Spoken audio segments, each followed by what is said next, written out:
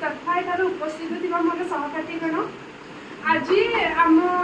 दुखितर सह कहूँ जे आम गुरु दिवस दिन किछिटा असुविधा आम गुरु दिवस सेलिब्रेट कर जो कि आम आज सेलिब्रेट करूँ गुरु दिवस तो से आम फर्स्ट इयर बैच तथा छात्र छात्री तरफ आम सार और मैम किसी गिफ्ट बंदोबस्त करूँ आउ कि केक फेक डेकोरेटर आयोजन होता किंतु यह हो पारना केवल आम गिफ्ट को सार और मैम को आम तरफ दवा चाहूँ ये आम वक्तव्य शेष